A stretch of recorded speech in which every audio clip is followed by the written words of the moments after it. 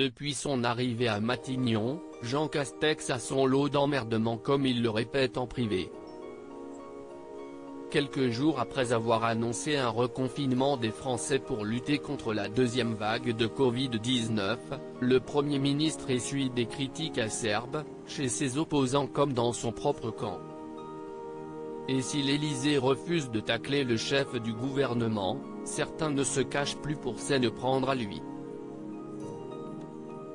Rien n'est tenu, ça part en sucette de tous les côtés, lâche ainsi un conseiller ministériel dans les colonnes du Parisien, en kiosque jeudi 5 novembre.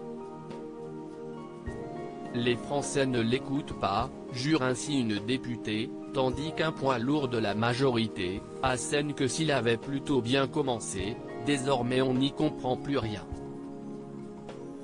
Il faut dire que outre le reconfinement raté et l'échec de la prolongation de l'état d'urgence sanitaire à l'Assemblée nationale faute de députés suffisants au moment du vote, Jean Castex enchaîne les coups durs.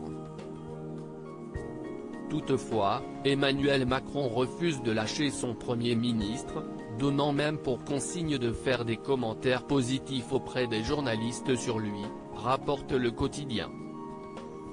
Il est en première ligne, alors il essuie les feux nourris et croisés de ceux qui sont en colère, sans parfois même savoir pourquoi, défend le député Roland Lescure.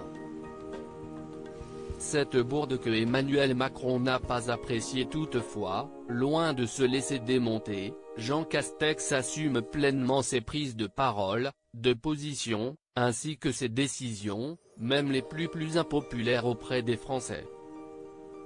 Même si certaines de ses erreurs agacent Emmanuel Macron. Comme celle du 24 septembre dernier, où le Premier ministre a révélé ne pas avoir téléchargé l'application Stop Covid. Oui, je pousse les Français à le faire, mais je ne l'ai pas fait, avait-il expliqué, ajoutant ne plus prendre le métro désormais à cause de ses fonctions. Et en coulisses, cet aveu a fortement énervé Emmanuel Macron.